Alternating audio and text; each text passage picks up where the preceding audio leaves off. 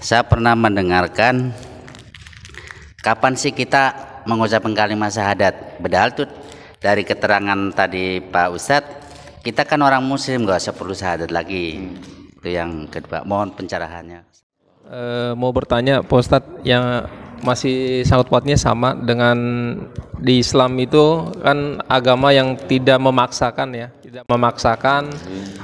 Assalamualaikum warahmatullahi wabarakatuh.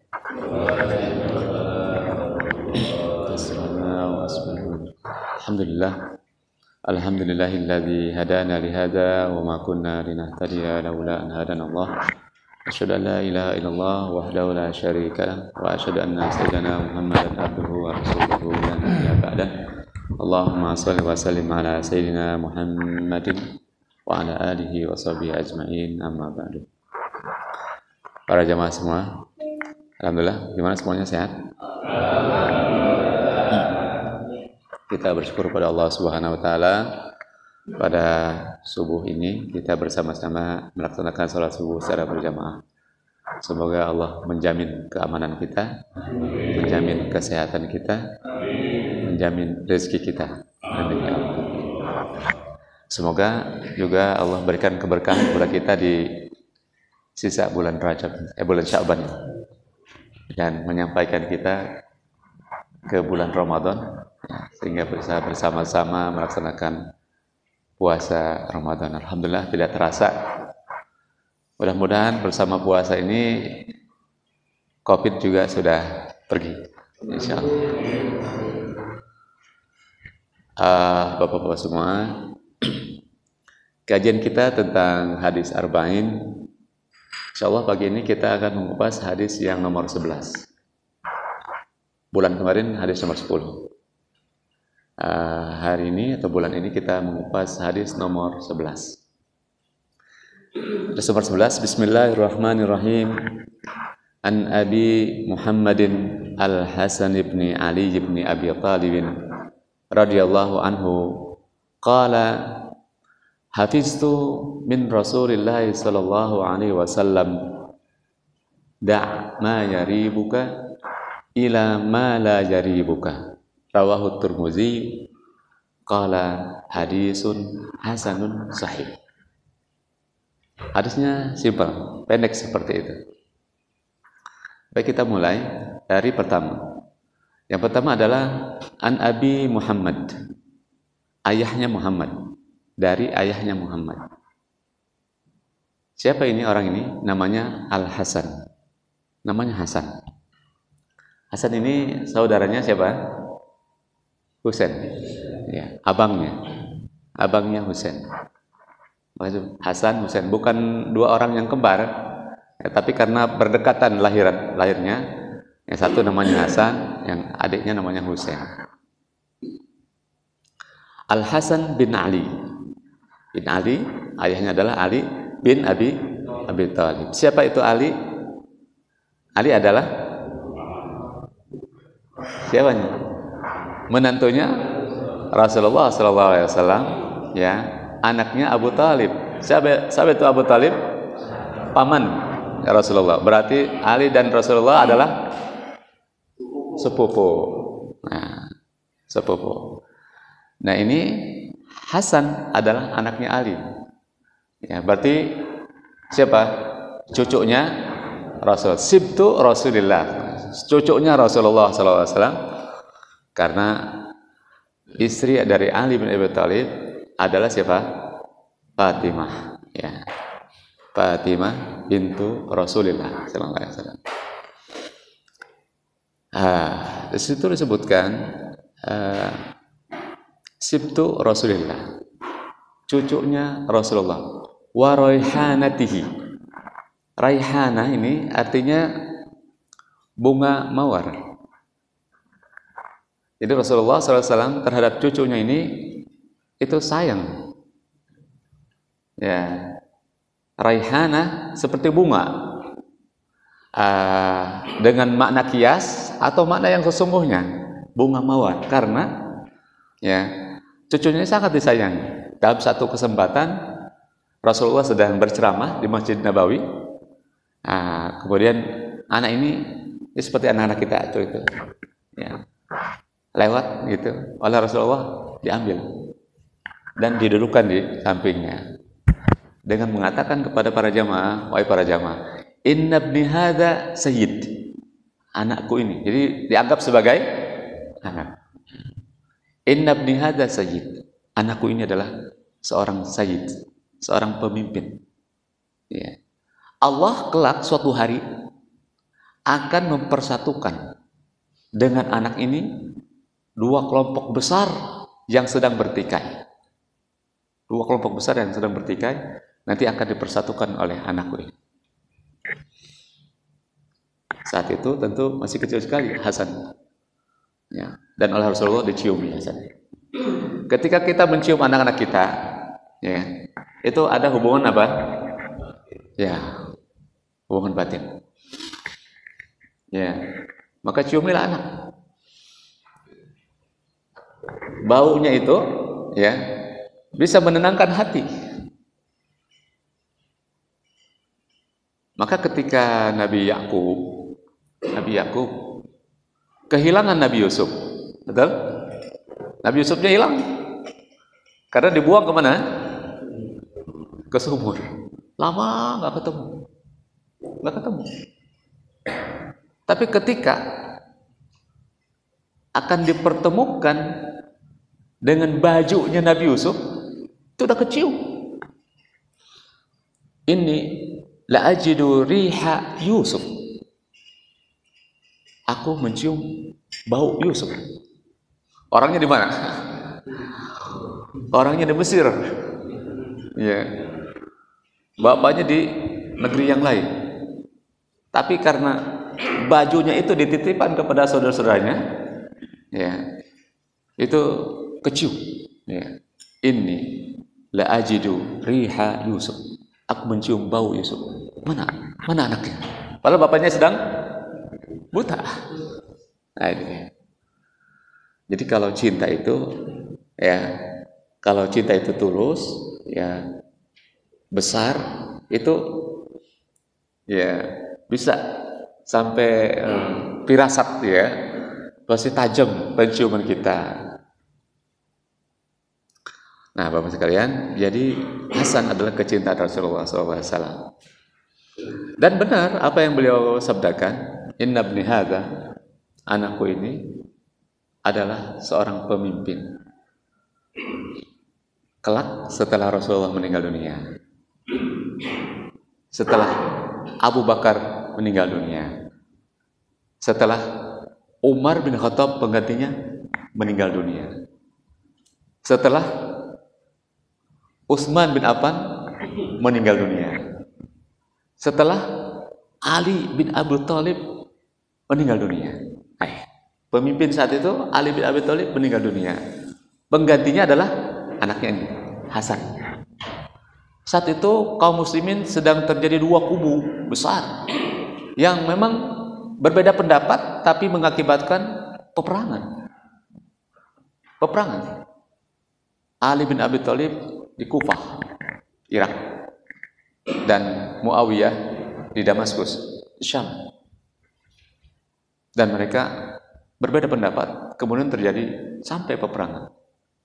Nah, ketika itu sekitar 5 tahun peperangannya, ketika Al-Hasan ini menggantikan Ali bin Abi Thalib, ya, dibaiat oleh puluhan ribu warga untuk menjadi pengganti pemimpin setelah Ali bin Abi Thalib. Setelah selesai, beliau membawa pasukannya berhadapan-hadapan dengan pasukan Muawiyah. Lalu beliau mengatakan, kalau aku menang, maka akan banyak orang yang mati. Kalau aku kalah, juga banyak orang yang mati. Maka demi, ya, yang mati siapa? Orang Islam atau orang lain? Orang Islam. Karena pasukannya dua-duanya Muslim. Mau menang ataupun mau kalah, yang mati adalah orang Islam. Sudah. Akhirnya beliau mendatangi Muawiyah dan mengatakan, sudah, saya berhenti jadi pemimpin, engkau saya menjadi pemimpin. subhanallah, legowo, ya, dengan hati yang merendah, ya. Beliau cucunya Rasulullah, tapi tidak mentang-mentang cucunya, benar-benar melihat maslahat umat, ya. Akhirnya beliau menyerahkan kepemimpinan kepada Muawiyah dengan syarat A, B, C, D.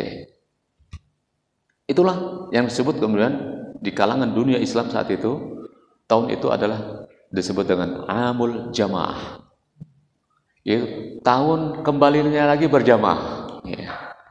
Tahun kembali lagi berjamaah, umat Islam bersatu lagi. Alhamdulillah. Itu besar, ya. Bagaimana orang bisa merelakan kekuasaan, bagaimana orang bisa mempersatukan.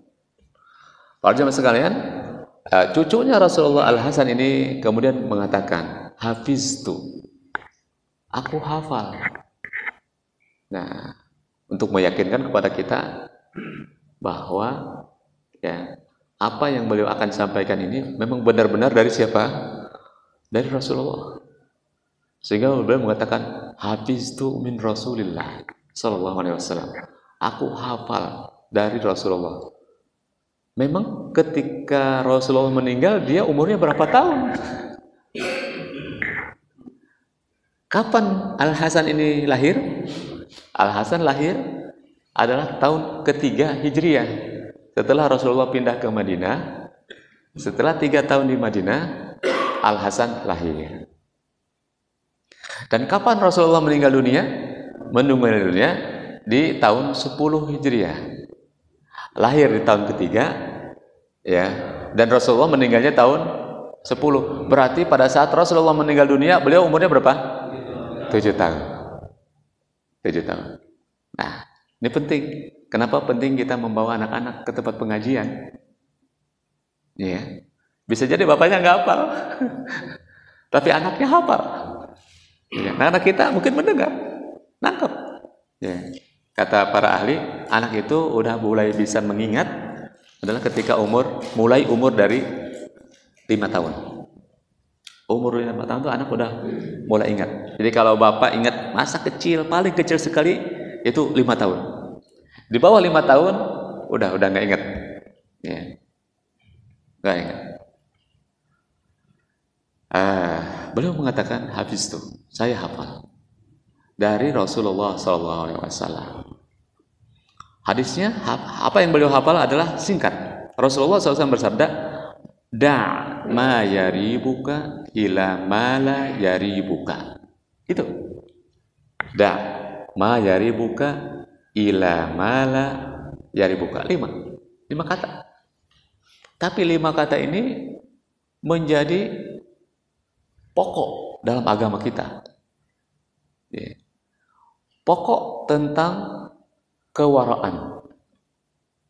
Di hadis yang nomor pertama-tama, nomor 3 atau nomor 2, itu ada pembahasan kita kan, al-halalu bayyinun wal haramu bayyinun. Yang halal jelas, yang haram jelas. Antara keduanya adalah barang-barang yang syubhat. Nah, ini adalah cara, hadis yang nomor 11 ini adalah cara bagaimana kita menghindari yang syubhat. Da' ma yaribuka, hindarilah, tinggalkanlah ma yaribuka, apa yang membuat kamu ragu.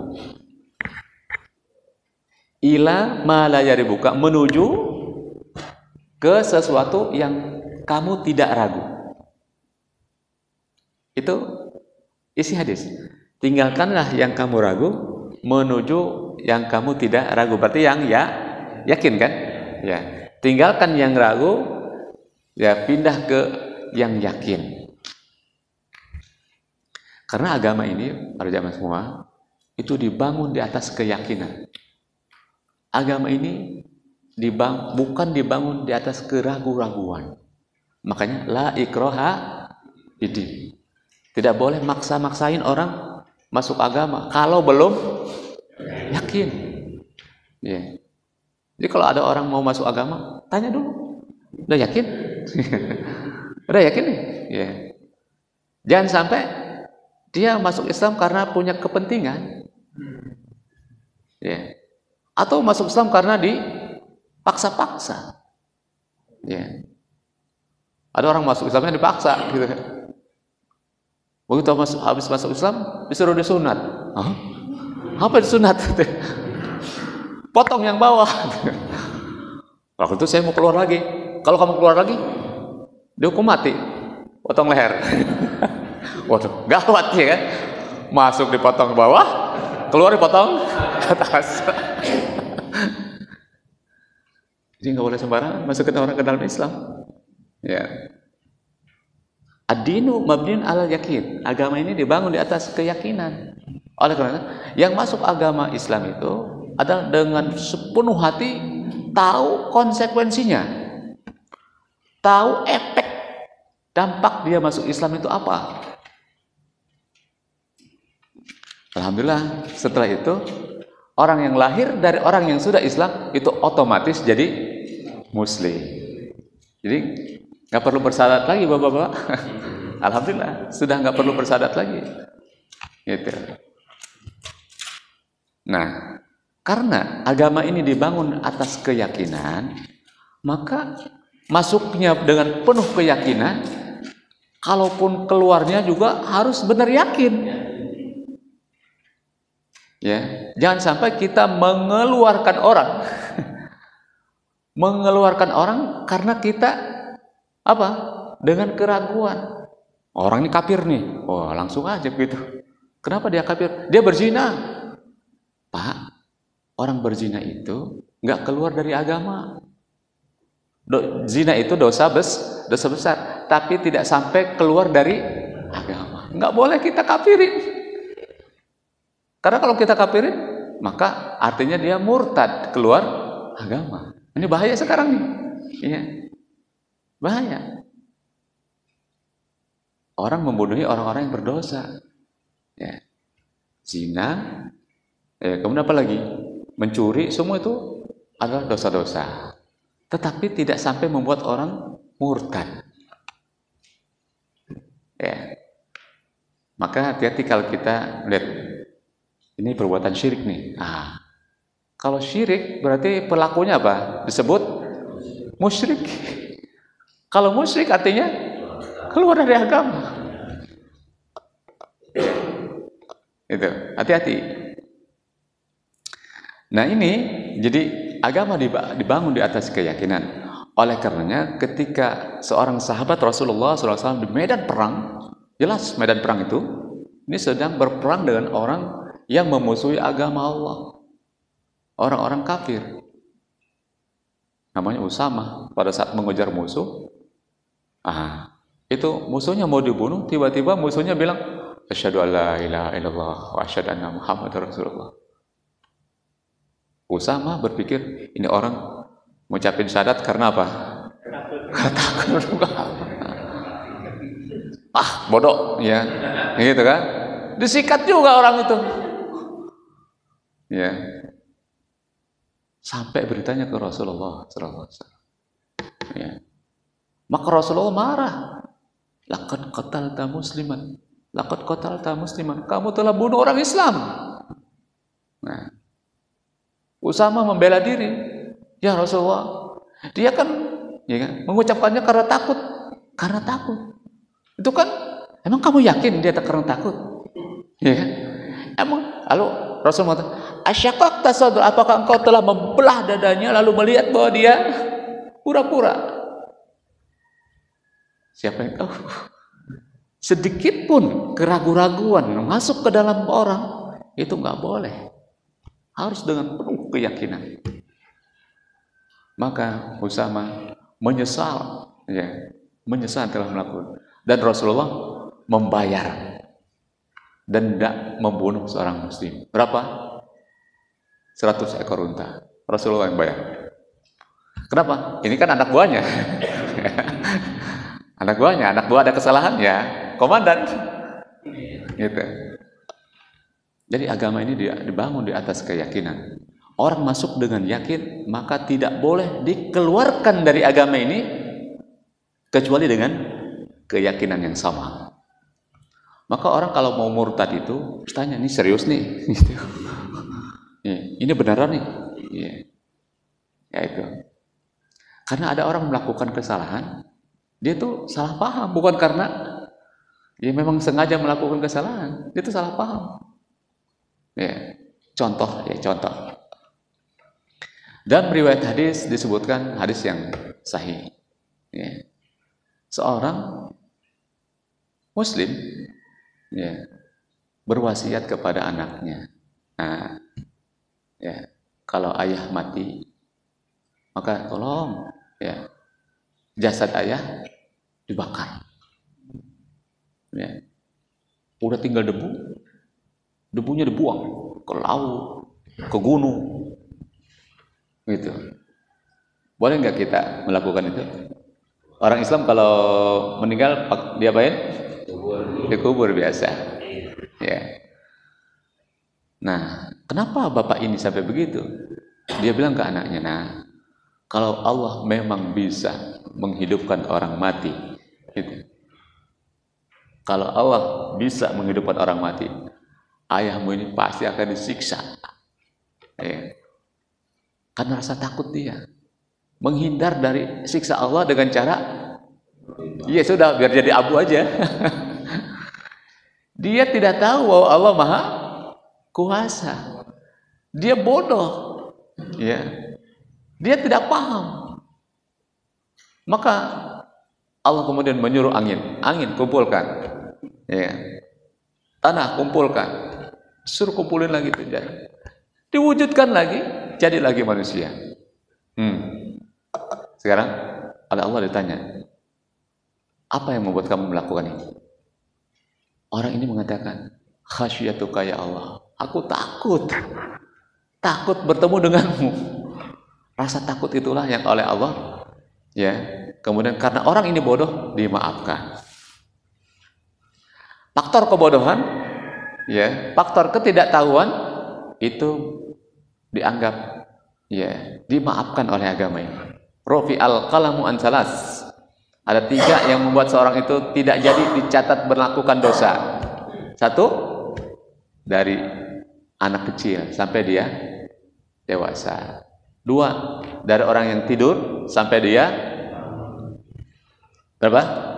Sampai dia bangun. 3, dari orang yang ya, orang-orang yang hilang akalnya. Nah, orang-orang yang hilang akalnya. Dan orang bodoh, akalnya hilang nggak saat itu? Nggak ada pikirannya, tidak tahu. Dak ma yaribuka, hindarilah, jauhilah, tinggalkanlah apa yang membuat kamu ragu kepada keyakinan. Hadis ini adalah hadis yang sangat mendasar sekali bagi agama kita dan kemudian diterapkan kepada semua hal. Ya, kepada dalam ibadah, dalam muamalah itu dimasukkan hadis ini, yaitu kita meninggalkan apa yang membuat kita ragu. Ini benar apa salah ya? Ini benar apa enggak nih? Ya. Atau wah, jangan-jangan ini bukan punya saya. Ya. Gitu.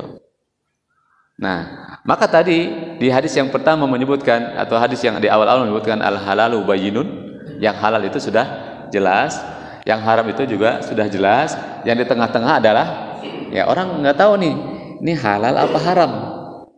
Nah, pada saat ini halal atau haram, nah inilah ribah, inilah raib, keraguan. Maka tinggalkanlah. Untuk apa? Untuk kita menyelamatkan agama kita. Ya. Karena apa? Karena hadis yang sebelumnya, hadis kemarin, yaitu Rasulullah menyebutkan ada orang yang bepergian jauh, kemudian sampai penampilannya sudah kusut, lalu berdoa, ya Allah, ya Rabb, gitu kan? Tapi apa?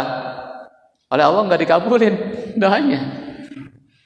Padahal keadaan dia itu termasuk orang yang doanya mustajab sebenarnya. Tapi oleh Allah tidak dikabulkan. Kenapa? Oleh Rasul sebutkan mat'amuhu haram wa mashrabuhu haramun. Makannya makanan haram, minumnya minuman haram, pakaiannya pakaian yang haram. Fa anna yustajabu lahu. Dari mana bakal diijabah? Untuk menghindari itulah, maka nah di sini hadis yang sekarang, hindarilah yang membuat kita ragu. insya Allah dengan begitu kita akan selamat. Inilah yang disebut dengan sadduz zari'ah, yaitu mengantisipasi, preventif. Agama kita juga punya prinsip preventif, yaitu menghindar sebelum, ya, sedia payung sebelum hujan, menghindar sebelum terjadi. Ya. Kenapa disebutkan di dalam Al-Quran, a'udzubillahi minasyaitonir rajim, wala taqrabu zina, wala taqrabu zina, jangan dekat-dekat zina. Ya, bukan dibilang jangan berzina, ya kan? Tapi jangan dekat-dekat zina. Kenapa? Ya, karena tadi, ya, jalan menuju ke zina itu preventifnya. Ya, jangan dekat-dekat pintu pelacuran, karena bisa ditarik. Ya kan? Iya, kalau ngelihat yang jelek mah enggak, tapi kalau ngelihat yang cakep lalu manggil-manggil, iya, bagaimana? Yang tadinya nggak ada niat jadi ada niat, ya kan? Kan kata polisi apa? Ya, ada kesempatan dan ada keinginan, niat. Orang punya keinginan, pengen, tapi kesempatan yang pernah ada. Semua ditutup oleh pemerintah, ya kan? Semua ditutup. Mau kemana? Ya. Niat ada, kesempatan tidak ada, maka tidak jadi. Begitu juga sebaliknya, ya kan? Niatnya nggak ada, tapi kesempatan ada. Ya itu juga bisa jadi niat jadi berubah. Ya. Para jemaah, maka jangan sampai kita itu memiliki salah satu dari keduanya. Itulah preventifnya. Ya. Berzina haram, maka pintu berzina itu juga ditutup oleh agama, oleh Allah, biar kita tidak terjebak ke situ, sehingga akhirnya terlanjur melakukan kesalahan. Ya. Itu contoh bahwa agama kita selain melarang perbuatan yang dilarangnya, juga melarang perbuatan yang mengarah ke arah situ. Ya. Coba di dalam Al-Quran disebutkan dalam surat Al-Hujurat itu, apa namanya? Ya ayyuhalladzina amanu, wahai orang-orang yang beriman, ijtanibu katsiran minadh-dhann, jauhilah prasangka, jauhlah duga-duga. Ini orang mau apa nih? Ini orang mau maling nih. Ya. Itu duga. Ya. Fa inna ba'da dhanni ismun, karena sebagian dari prasangka itu atau kebanyakan dari prasangka itu bisa berdosa. Kemudian ada larangan berikutnya, wala tajassasu, dan janganlah memata-matai. Kalau memata-matai itu udah jelas dosa. Seorang muslim nggak boleh memata-matai saudaranya, nggak boleh. Ngintip nggak boleh. Iya. Coba Pak, kalau kita berprasangka buruk, maka terdorong nggak untuk mengintip? Terdorong kan? Nah, saya curiga orang mau ngapain nih? Ya, dia intip, dia. Itu dia. Ini tetangga saya kelihatan sendirian di sana nih. Intip. Wala tajassasu. Ayatnya berikutnya, wala yaghtab ba'dukum ba'dha. Jangan menggibah. Jangan menceritakan aib orang. Coba, ini urutan benar nih, ya. Kalau kita berprasangka jelek, otomatis kita terdorong untuk ngintip. Begitu yang kita lihat benar dia melakukan kesalahan, pengen apa? Menceritakan ke orang lain. Kemarin saya lihat ya. Itu. Jadi dosa itu berturut-turut tiga. Sekali membuka yang pintu yang ini otomatis kedorong untuk dibuka. pintu berprasangka buruk, membuka pintu mengintip. Pintu mengintip membuka pintu menggibah. Aywadu ahadukum ayakula lahma akhihi maitan. Maukah engkau makan daging saudaramu sendiri yang sudah jadi bangkai? Itulah gibah. Nah, itulah gibah. Ini dekat bulan puasa nih masalahnya kita. Ya kan? Ini perlu. Ya, karena bisa jadi orang itu batal puasanya bukan karena makan, tapi karena ngomongin orang. Kata Siti Aisyah, istri Rasulullah SAW, dia itu batal puasanya. Mazhabnya itu dia. Dia batal puasanya. Para jemaah, jadi itu menuju ke arah sana dihindari. Ya, agar selamat dari itulah inti daripada hadis ini. Kalau kita sudah menerapkan hadis ini, menghindari hal-hal yang mengarah ke sana karena kita was-was, karena kita ragu ini, maka tinggalkan. Maka insya Allah kita masuk ke kelompoknya orang-orang yang wara, orang-orang yang menjaga diri. Ini orang-orang yang terhindar dari hal-hal yang syubhat yang di hadis yang nomor 3 itu syubhat, terhindar. Kalau orang-orang yang warok seperti ini, maka hadis yang kemarin jadi berlaku untuk orang ini, yaitu doanya menjadi mustajab. Karena sudah tidak ada lagi penghalang lagi, doanya menjadi mustajab. Ya. Nah, karena doa menjadi mustajab, maka insya Allah keinginannya dunia, keinginannya akhirat itu Allah SWT wujudkan. Para jemaah, kalau kita membaca sejarah Islam, maka banyak sekali orang-orang yang punya masuk ke dalam kelompok ini. Yang pertama dalam Al-Quran disebutkan tentang Nabi Sulaiman. Nabi Sulaiman, dia dalam satu waktu disebutkan ceritanya dalam Al-Quran, itu sedang menikmati kendaraannya. Ya.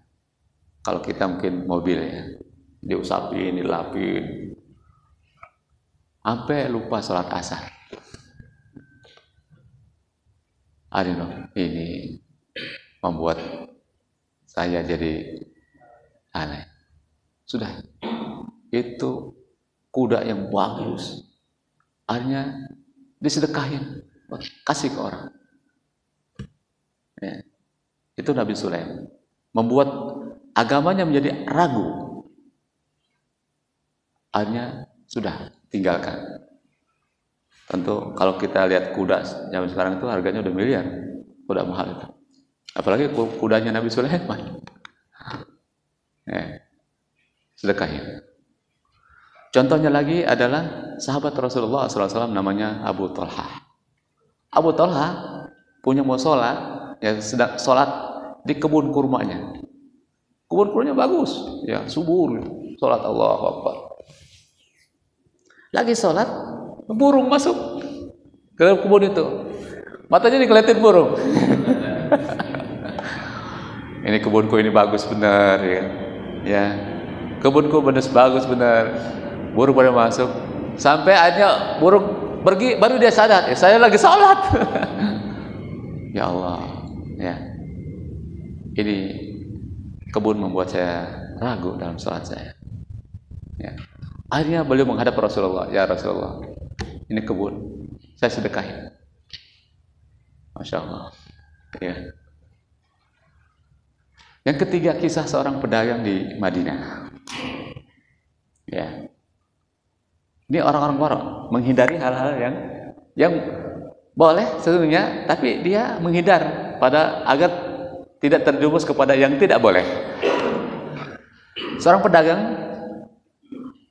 oleh anak buahnya di Irak dikirimi surat, dapat surat bilang, Pak, ini kebun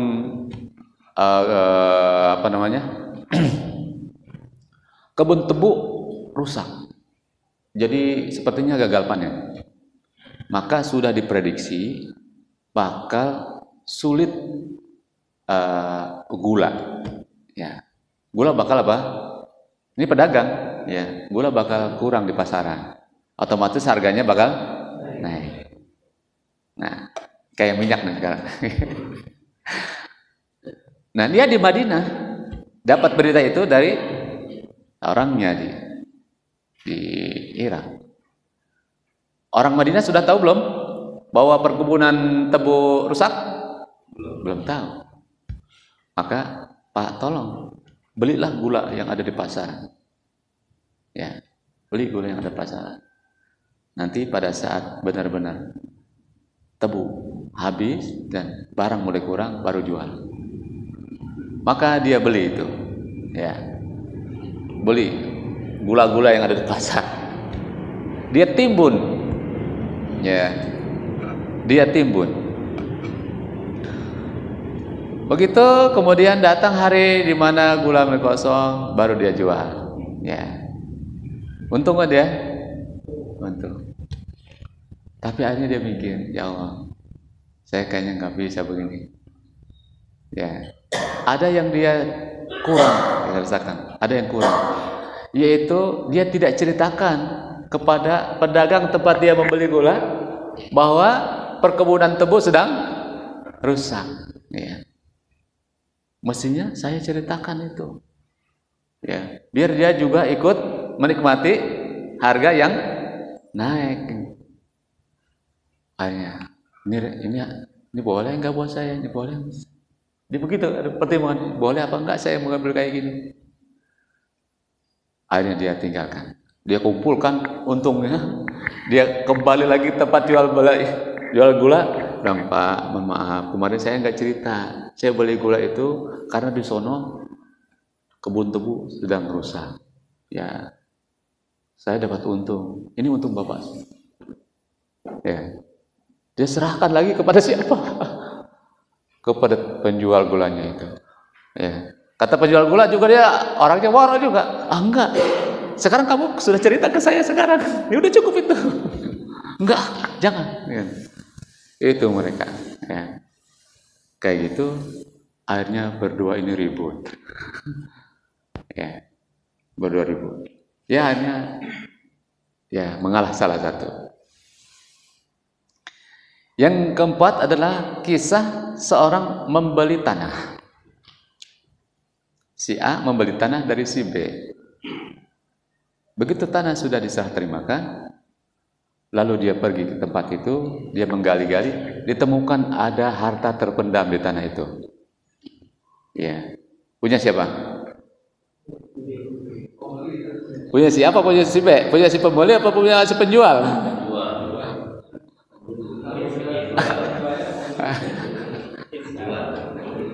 Iya kan? Maka si A ini yang beli, dia termasuk kelompok yang waras. Ini punya siapa ini? Saya kan beli tanah. Ya. Saya nggak beli harta itu. Dia balik lagi akhirnya, ya. Dia balik lagi ke si penjual tanah. Pak, ini saya menemukan barang ini di tanah yang kemarin Bapak jual ke saya. Ini saya kembalikan. Kata yang punya tanah, enggak, itu saya menjual tanah dengan seluruh isinya. Tapi Bapak apakah tahu di situ ada isinya? Memang nggak tahu. Ya. Tapi saya nggak tahu. Ya. Udah ambil aja sama Bapak. Enggak, ini saya membeli tanah, saya bukan beli harta. Mereka ribut. Ya.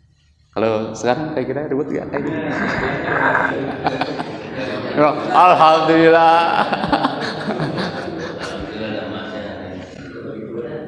Tapi orang ini warak. Ya, si A ini warak. Dia datang. Ya, saya beli tanah. Saya nggak beli emas. Ya. Hanya mereka kemudian mengadu kepada seorang, ya, orang hikmah, orang yang bijak. Bagaimana caranya? Kata orang bijak, kamu punya anak, ya, laki-laki, yang iya saya punya anak laki-laki. Yang si A, kamu punya anak perempuan? Punya. Udah kawinin. Anak itu kita kasih ke mereka. Kita kasih ke mereka. Jangan keluar itu bukan? Jangan keluar. Itu adalah ya apa namanya? Gerbong orang-orang yang ya warak. sebagaimana hadis, menjalankan hadis dak mayaribuka ila mayaribuka. Jarang orang seperti itu. Karena nanti hadis ini ada hubungan dengan hadis yang ke-12. Saya ingin menyampaikan hadis ke-12 sebenarnya. Itu hadis dari Abu Hurairah bahwa Rasulullah SAW bersabda,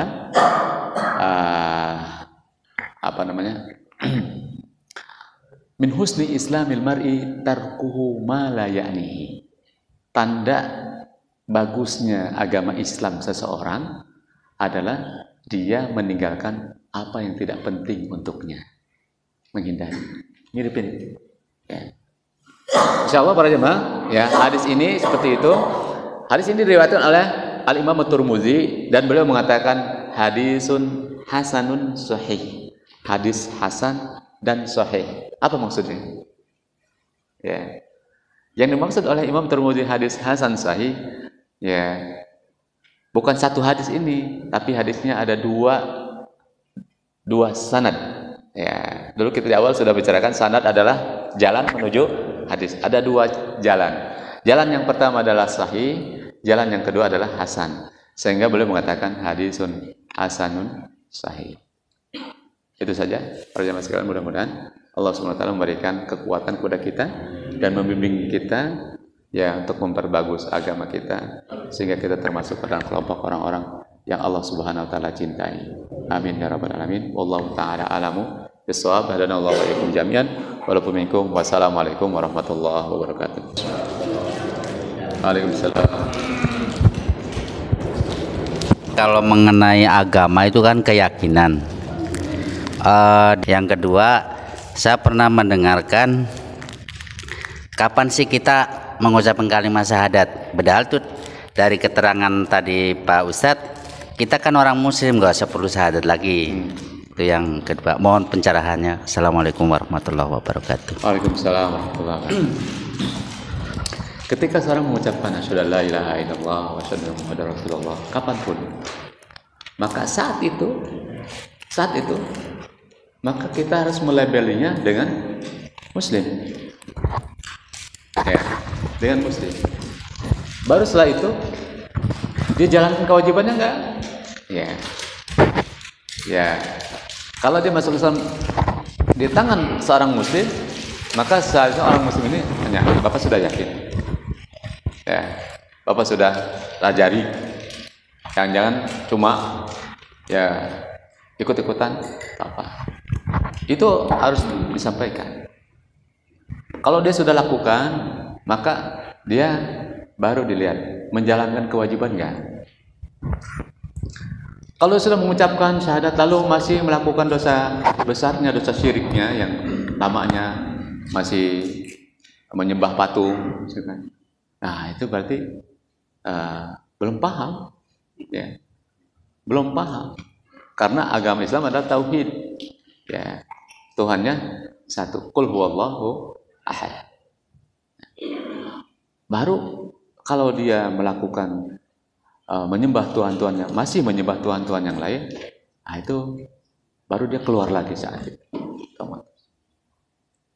Yang kedua, ya, apakah kita masih butuh bersyahadat? Kalau kita memang diperintahkan, ya, untuk mengucapkan la ilaha illallah. Nah, fa'lam annahu la ilaha illallah wastaghfir li dzambika walil mu'minin. Kita diperintahkan untuk itu. Tapi ucapan syahadat yang sifatnya sah untuk masuk Islam itu sudah diucapkan oleh ayah kita, oleh orang tua kita, gitu, oleh orang tua kita.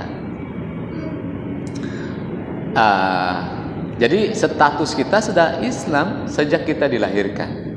Alhamdulillah. Makanya para ulama sepakat kalau ada bayi Muslim meninggal, nggak ada perbedaan pendapat dalam kalangan ulama usul, ya, bahwa dia adalah Muslim, dia masuk surga, ya, dia jadi tabungan orang tuanya, dia tabungan orang tuanya. Yang berbeda pendapat adalah kalau anaknya ini anak non Muslim, itu memang dia masih bayi, ya, tapi orang tuanya non Muslim. apakah dia muslim apa bukan. Pasti sama orang tuanya diurus dengan cara ya orang tuanya kan. Iya. Tapi hakikatnya dia muslim, betul. Oleh karena itu, disitulah para ulama berbeda pendapat. Lain hal kalau anaknya muslim, tidak ada perbedaan pendapat. Oleh karena itu, tidak dipaksa atau tidak perlu lagi mengucapkan kalimat syahadat untuk masuk Islam, kecuali dalam situasi kita melakukan ritual ibadah. Ya. Kita mengucapkan apa? Dan tasyahud akhir apa? Asyhadu an la ilaha illallah.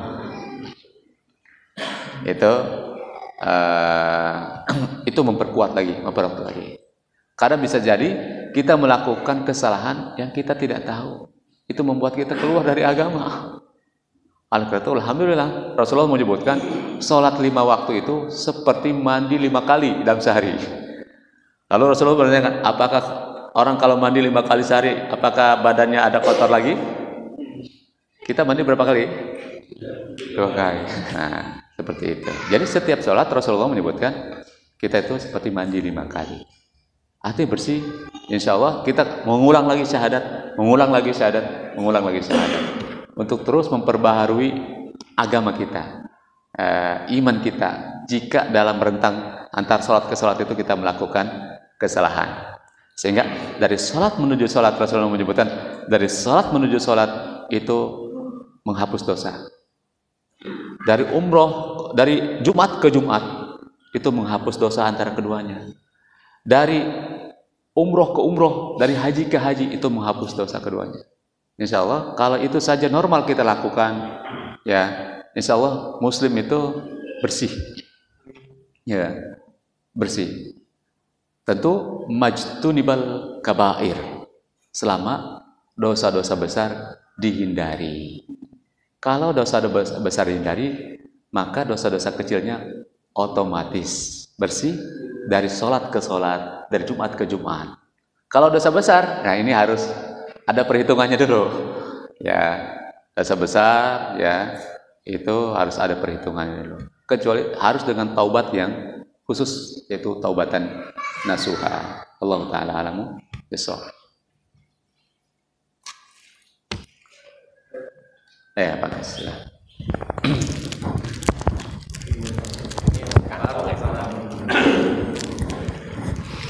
Assalamualaikum warahmatullahi wabarakatuh. Waalaikumsalam warahmatullahi. Mau bertanya Pak Ustadz, yang masih sangat kuatnya sama dengan di Islam itu kan agama yang tidak memaksakan ya, tidak memaksakan orang harus masuk Islam. Nah,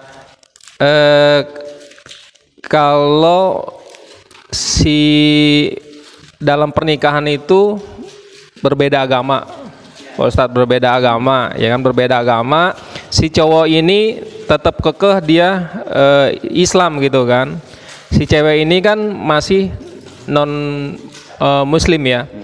Nah ini kan kita tadi yang dibilang nggak boleh kita memaksakan dia harus masuk Islam gitu kan. Nah sedangkan dia sama-sama cinta gitu kan, sama-sama suka. Nah dalam pernikahan itu dia berbeda agama. Nah itu bagaimana Pak Ustadz gitu kan? Kalau dia cinta, maka dia rela ikut suaminya. Kan cinta. Cinta mengorbankan apapun. Dalam undang-undang perkawinan kita belum diatur soal itu. Tidak ada tempat pernikahan beda agama di Indonesia. Mau mana? Salah satu harus ikut kepada calon pasangan. Itu baru akan dituliskan, dicatatkan di kantor pengadilan agama. Ya, itu belum mengatur. Nah, secara agama kita ya itu sudah dipatwakan di MUI kalau tidak salah. Itu adalah juga sengaja juga ada orang ya menjadikan itu sebagai pintu untuk menyebarkan agama. Ya. Kalau secara fikih seorang muslim itu boleh menikahi yang ahli kitab, Yahudi atau Nasrani. Ya. Wal muhsanatu minal ladzina amanu wal muhsanati minal ladzina utul kitab. Ya. Itu masih diperkenankan. Ahli kitab loh, ya. Tapi ketika itu menjadi wasilah untuk menyebarkan agama, maka ditutup pintunya. Itu. Dan di peraturan di kita itu belum harus ikut salah satu, ya. Maka akan sulit dicatatkan. Jadi harus bisa menerima salah satu dari pasangannya dan hidup bersama dengan satu agama. Kalau terjadi itu biasanya orang pergi ke luar negeri lalu menikah di sana, dicatatkan di sana. Di luar negeri boleh, apapun boleh di luar negeri itu. Ya, ya. Allah Taala alamu bisawab. Terus satu lagi Pak Ustadz, yang tadi kalau bayi ya, bayi itu kan lahir misalkan dari rahimnya non muslim, ya, lahir dari non muslim, dan si bayi tersebut meninggal gitu kan, meninggal.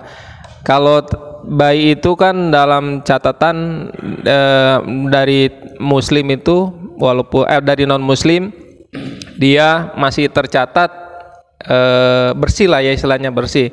Nah, apakah itu sebagai tabungan si orang tuanya di sana atau bagaimana Pak Ustadz? Itu aja sih, makasih. Ilal ladzina amanu. Semua akan berfungsi kalau pintu iman dibuka. Ya. Jadi kalau orang tuanya mukmin, itu jadi tabungan. Jadi amal baiknya.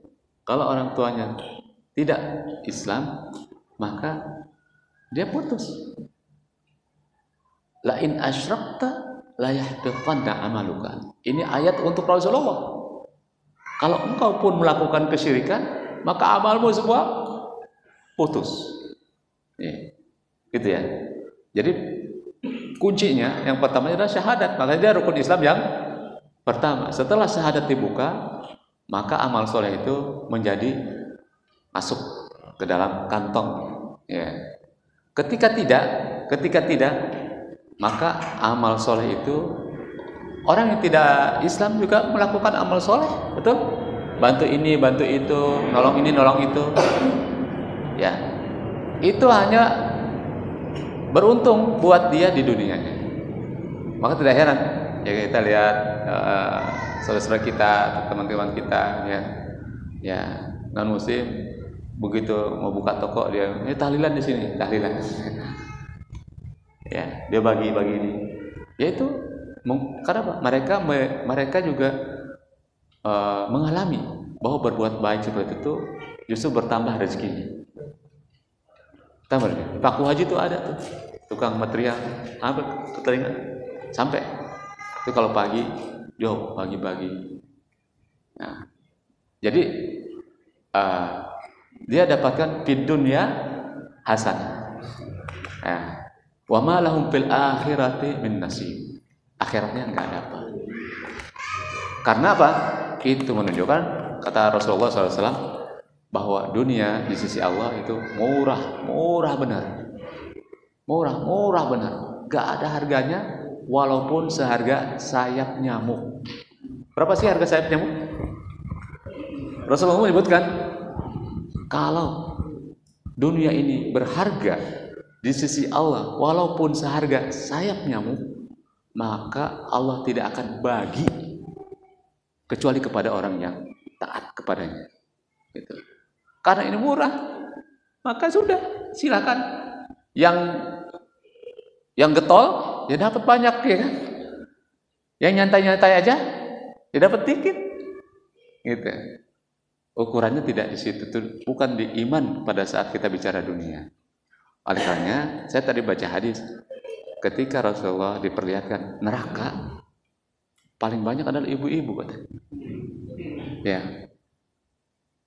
Ketika lihat surga, apa? Pikiran saya, lawan ibu-ibu adalah bapak-bapak. Ternyata bukan. Ternyata yang paling banyak adalah orang miskin. Ya. Kenapa orang miskin? Ya. Jadi, apakah hadis ini sedang menghibur orang-orang miskin? Ya, salah satu iya, ya. Tapi otomatis biasanya orang yang muslim itu karena hatinya sudah sentuh, sekaya apapun dia, ya, dia berusaha untuk membagi hartanya sehingga kelihatan seperti tidak pun dia punya, akhirnya ini udah dibagi. Makanya nikmat sholihi lirajuli sholih, seenak-enaknya harta adalah jika dimiliki oleh orang yang soleh. Ya, maka bukan berarti hadis tentang neraka tadi atau tentang surga tadi menjadikan kita tidak atau malas bekerja, jangan berpenghasilan, enggak. Justru raihlah ya harta itu agar kita bisa banyak membantu orang. Allah Ta'ala shawab. Saya kira cukup sekian. Mari kita tutup dengan berdoa. Bismillahirrahmanirrahim. Alhamdulillahirabbil alamin. Allahumma shalli ala sayyidina Muhammadin wa ala alihi washabihi ajmain. Allahumma ighfir lana dzunubana wa liwalidayna warhamhuma kama rabbayana shighara. Allahumma barik lana fi Sya'ban wa ballighna Ramadan. Allahumma barik lana fi Sya'ban wa ballighna Ramadan. Allahumma barik lana fi Sya'ban wa ballighna Ramadan. Allahumma inna nas'aluka khaira ma fi hadzal yawm wa khaira ma ba'dahu wa na'udzubika min syarri ma fi hadzal yawm wa syarri ma ba'dahu. Allahumma inna nas'aluka khaira hadzal yawm fathahu wa nasrahu wa nurahu wa barakatahu wa hudahu wa na'udzubika min syarri ma fihi wa min syarri ma ba'dahu. Rabbana atina fid dunya hasanah wa fil akhirati hasanah wa qina adzabannar. Wa sallallahu ala sayyidina Muhammadin wa ala alihi wa sahbihi ajmain. Walhamdulillahirabbil alamin. Subhanakallahumma wa bihamdika asyhadu an la ilaha illa anta astaghfiruka wa atubu ilaik. Assalamualaikum warahmatullahi wabarakatuh.